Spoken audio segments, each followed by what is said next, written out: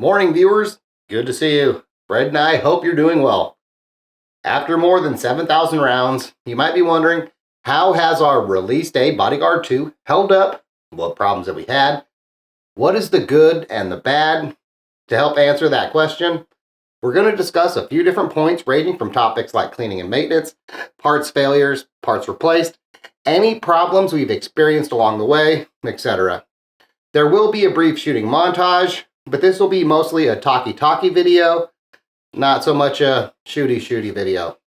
Let's kick things off talking about cleaning and maintenance. Our longtime viewers know the history. Over the first 4,000-ish rounds, our Bodyguard 2 was only cleaned 2 times. Since our 4,000 round review, I did clean it more often, but it still goes a good 500 rounds or more between cleanings, I'd say. The Bodyguard 2 can be a dirty girl, but clean or dirty, our Bodyguard 2 just works. One question that occasionally gets asked in the comments is, after so many rounds, do I do anything special like maybe take apart the striker mechanism to clean the striker channel? Nay. I don't do anything beyond the basic field stripping and cleaning procedures detailed in the manual. This is my Bodyguard 2 as it looks the day this video was filmed. Ignore the aftermarket micro optic for a moment. From the outside, after 7,000 plus rounds, you can say my Bodyguard still looks practically brand new. Under the hood, and you can see there's minimal wear marks on wear surfaces that you'd expect in a gun that's been shot. But overall, I'd say the wear is actually quite minimal. Since we're looking under the hood, now is a good time to discuss any parts failures or replacements we've done. Well, that's actually easy. If it weren't for the micro optic in place of our rear sight, I'd have said our Bodyguard 2.0 still had all the original parts. So other than the rear sight, our Bodyguard 2.0, it still has all the original parts. Eventually, we'll need to replace wear parts like the recoil spring, but based upon conversations I had with Smith & Wesson a little over a year ago, at 7,000 rounds, well, we're still a ways away from that expected replacement time. When it comes to problems, as you probably imagine, based upon still rocking the stock parts, our Bodyguard 2 experience has been, well, practically problem-free. The closest thing to a problem was how difficult it is to remove the rear sight, which means if it needed adjusting, that too would have been extremely difficult. A brief rundown of removing the sight can be found in this video. Speaking of sights, whether you're in camp, my sights were off, or camp, it's me, the rear sight on the Bodyguard 2 is, or should be, should I say, adjustable for windage. So be it you or the factory, either way you can and should zero the pistol to you. It might take some determination combined with either a brass punch or sight pusher, but the rear sight is technically adjustable. Another aspect that is problem-free as expected is ammo. I don't mean ammo prices, because those are still bad even after buying the Bodyguard 2. Never mind what 7,000 rounds of ammo cost, which we'll come back to later. But I mean ammo reliability. Our Bodyguard 2 has been very reliable, dirty or clean, with the vast majority of ammo tested. In our previous 2,000 and 4,000 round reviews, we used our world-famous ranking map to rank 12 different aspects of the Bodyguard 2. Don't worry, we won't be hitting all or any of those 12 steps again. Today, we're just toss out an updated version of the map and say, since we last saw it, the only change is to the cosmetic rank.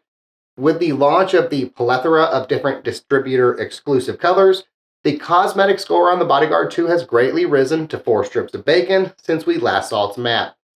Before we dive into the good, the bad, and the final thoughts, let's finally see that montage of the Bodyguard 2 in action.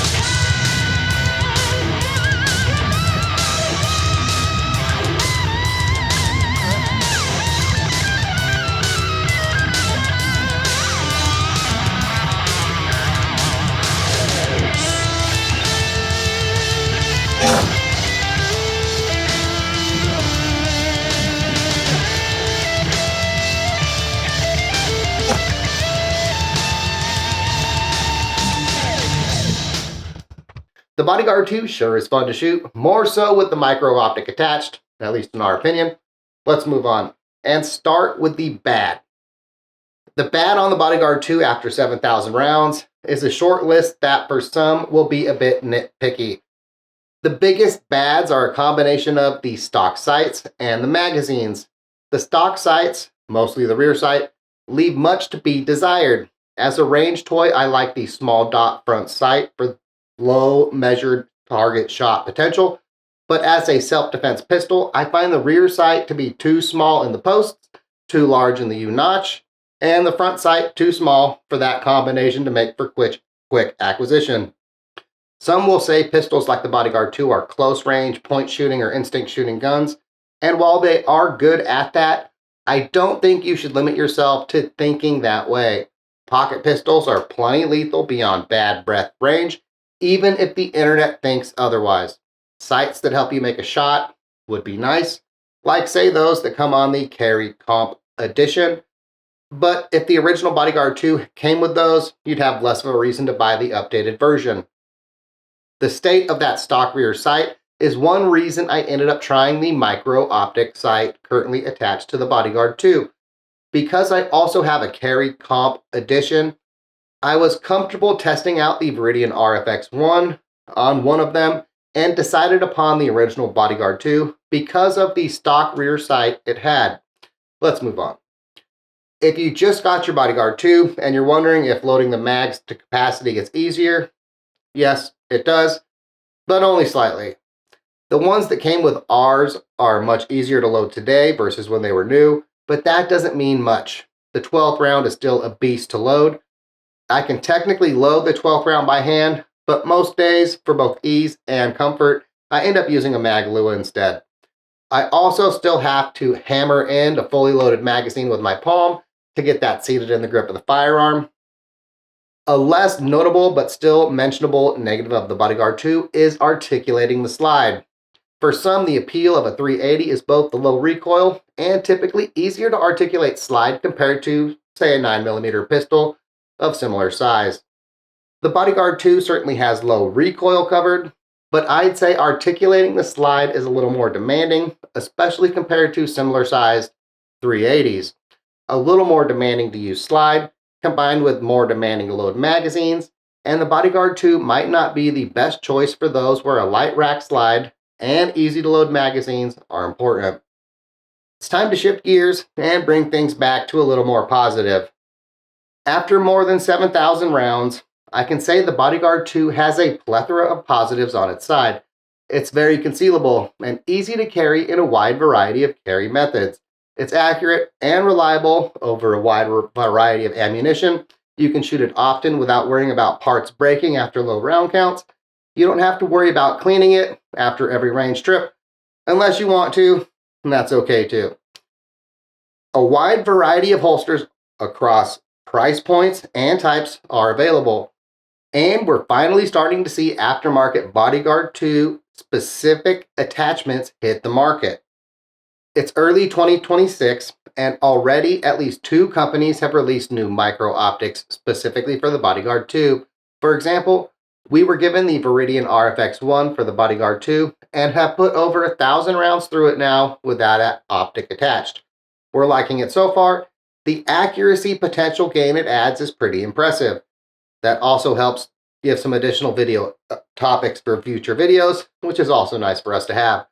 If optics on pocket pistols are your thing, and you'd like to see a different perspective on the Bodyguard 2 with an optic attached on a milled slide, along with, say, some holsters, check out this video by Stephen McGuire. When it comes to the king of pocket 380s, the Smith & Wesson Bodyguard 2.0, after 7,000 rounds and over a year and a half, it's easy to see why the Bodyguard 2 wears the crown. It's fun to shoot, durable, accurate, reliable, has low recoil, it's easy to carry, easy to conceal. With good capacity, that's easy to like. It's a gun you can wear 385 days a year in 4 seasons.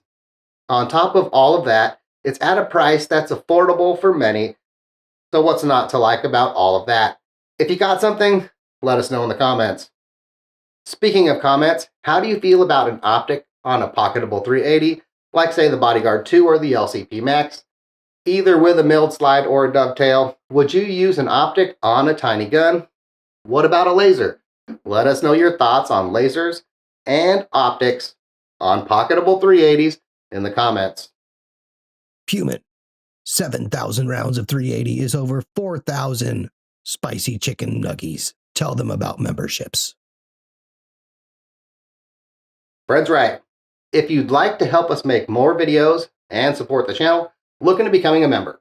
Members get exclusive perks like member badges, early access to the occasional video, as well as exclusive videos and shout-outs in videos. Speaking of which, thank you members Stephen McGuire, Jerry in St. Lou Moo, and Troy Cassidy 6327. Fred and I, thank you for your support. You rock. Well, that seems like the perfect spot to end today's video. If you enjoyed today's presentation, like it, share it with your friends and family. Those things are free, and they really help the channel greatly. Thanks for watching, and as always, have a nice night.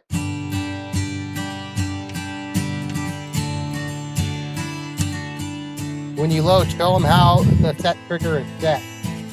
Oh, how do you know? Yeah, like what do you do if you actually use the set trigger? For a YouTube video, you put forward just like that. And now it's like hair trigger mode. It's supposed to be. So we'll see what happens. We're about 200 yards, I think. A lot of. Are you going to shoot at the one on the ground or the one on the bucket? On the bucket. All right.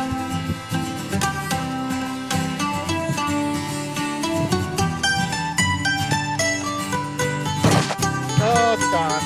Did I get it? Yeah. Pretty good. Is that with the set trigger or the regular trigger? That was with the set trigger. Now you got to do the one on the ground. But you know what I learned from this? Set trigger's touchy. Very touchy. That makes sense.